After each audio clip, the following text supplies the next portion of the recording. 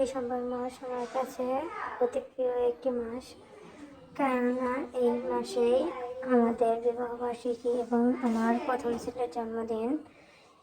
এই উপলক্ষে কখনো কিছু করা হয় না, কিন্তু বাকি দিন একটু ভালোই কিছু করা হয়।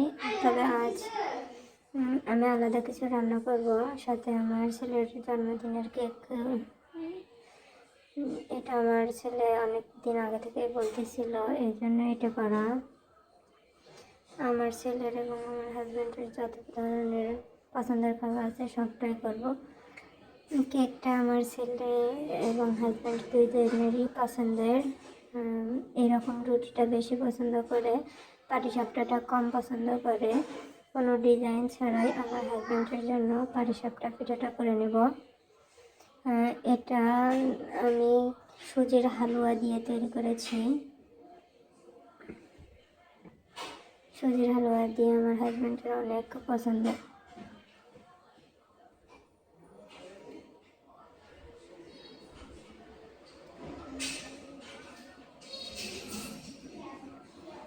এরপর আমার ছেলের পছন্দের একটি পিঠা, তেল পিঠা। আমাদের ভাষায় তেল পিঠা বলে, আমাদের জেলায় এটা তেল পিঠা নামে পরিচিত। অনেকেই পোয়া পিঠা, অনেকেই অনেক নামেই ডাকে, তবে আমরা এটা তেল পিঠা নামে চিনি। তেল পিঠা বা তেল ভাজা।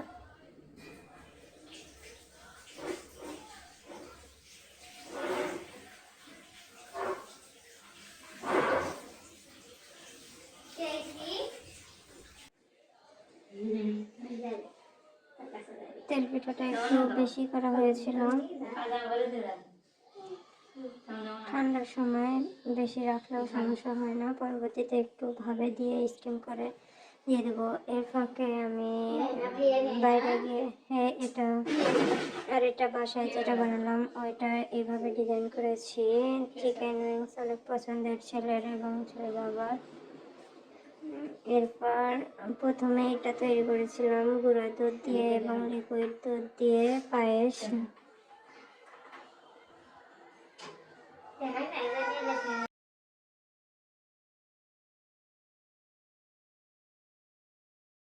সকালে ঘুম থেকে উঠে ফ্রেশ হয়ে এসে আমার ছেলের জন্য আগে দুধ দিয়ে পায়েস বানালাম। দুধটা অল্প ছিল, এই জন্য গুঁড়া দুধ দিয়ে চালটা আগে সিদ্ধ করে নিয়ে লবণ, তেজপাতা, সাদা এলাচ, দারচিনি এগুলো দিয়ে ভালো করে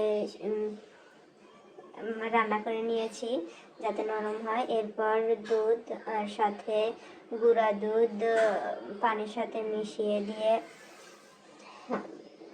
নামিয়ে নিয়েছি। এর মধ্যে আমার ছেলের, যদিও ছেলেদের আচার অনেকেরই পছন্দ হয় না, আমার ছেলের আচার অনেক পছন্দ। জলপাইয়ের আচার বানিয়েছি, সেটা গরম করে তুলে রাখলাম। এরপর আমার ছেলের ভালো পছন্দের একটি খাবার হচ্ছে এই জামাই পিঠা বা ফুল পিঠা, যে নামেই চেনেন। জামাই পিঠাটা আমি প্রথমে বানাচ্ছিলাম, কেননা এটা অনেক সময় লাগে, আর মেয়ে থাকলে এটা তার হাত পুড়ে যাওয়ার সম্ভাবনা থাকে, তেল ছিটকে আসতে পারে। এই জন্য এটা আমি সকালবেলা তৈরি করে বক্স করে রেখে দিয়েছিলাম। এটা একটু বেশি করেই বানাইছি, কেননা এটা অনেক দিন পর্যন্ত সংরক্ষণ করে রাখা যায়। এরপর যেটুকু ছিল ওইটা ছাঁচে আর উঠবে না, এই কারণে ওর ভিতর একটু আটা দিয়ে মশলা এবং গুঁড়ামরিচ দিয়ে একটু বড়ার মতো করে বানিয়ে নিয়েছি। এটা আমার ছেলের অনেক পছন্দ। এরপর কাঁচকলা ভাজি করলাম, কেননা আমার পরিবারে আবার পেট খারাপও চলতেছে, তার ভিতরে আবার এইসব খাবার, তবুও কোনো সমস্যা নেই, এটা চলেই যাবে। এরপর আমাদের জন্য সকালবেলা লাউ শাক ভাজি করলাম। লাউ শাক ভাজি উঠায় নিয়ে কাঁচকলা ভাজি করলাম। এরপর ভাত প্রায় রান্না শেষের দিকে।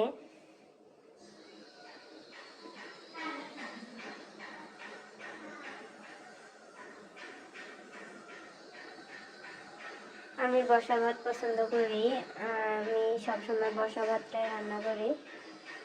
এরপর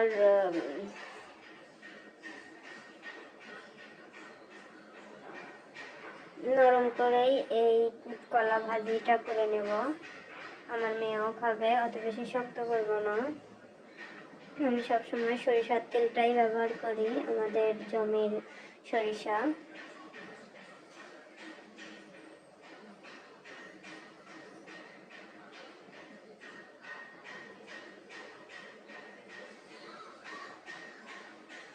পাবদা মাছ দিয়ে আলু বেগুন দিয়ে পুরপুরি করব। এটা আমার হাজব্যান্ডের অনেক পছন্দের খাবার। লবণ, হলুদ, তেল, পেঁয়াজ, মরিচ, আদা রসুন বাটা, জিরার গুঁড়া এগুলো দিয়ে সবজিটি মেখে তার মধ্যে পাবদা মাছ দিয়ে ঝোল দিয়ে তার উপরে টমেটো দিয়ে একদম বসিয়ে দিয়েছি। বসিয়ে দিয়ে নামানোর সময় মনে ছিল না আপনাদের দেখানোর কথা।